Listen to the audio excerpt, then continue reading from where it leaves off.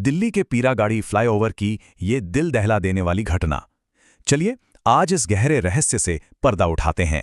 बंद कार में 3 लाशें मिली, रणधीर, शिव नरेश और लक्ष्मी। पहली नजर में ये एक सुसाइड ही लग रहा था।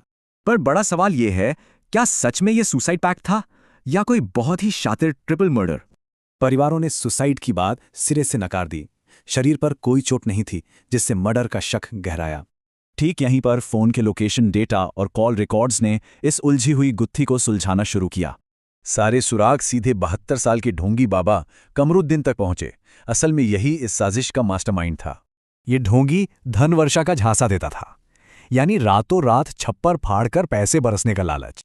हैरानी की बात है, एक तरफ मजबूर लक्ष्मी और दूसरी तरफ 250 करोड़ का मालिक रणधीर, दोनों ही शिकार बने।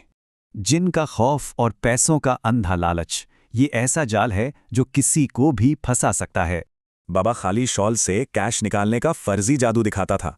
इसी माइंड गेम से उसने सबका भरोसा जीता। पूजा के नाम पर बाबा ने इन लोगों से पूरे 2 लाख रुपए नकद लेकर आने को कहा। इसका खौफनाक प्लान एकदम सिंपल था। अमीर बनाने का लालच दो, कैश मंगवाओ, जहर दो और चुपचाप फरार हो जाओ। जहां हत्या का हथियार कोई चाकू नहीं, बल्कि सल्फास और नींद की गोलियों से सने बेसन के लड्डू थे। लेकिन ठहरिए, ये कोई इकलौता मामला नहीं था। वो पुलिस की रडार से बचने वाला एक अदृश्य कातिल था। वो पुराने ब्रिक फोन इस्तेमाल करता, नंबर जुबानी याद रखता और सीसीटीवी से तो हमेशा ही बचकर निकलता था। जब हम थोड़ी और तहकीकात करते हैं तो एक खौफनाक सीरियल किलर का पूरा पैटर्न सामने आ जाता है। ये उसका पहला जुर्म बिल्कुल नहीं था। इस कातिल का खौफनाक सफर तो 2010 में ही शुरू हो चुका था।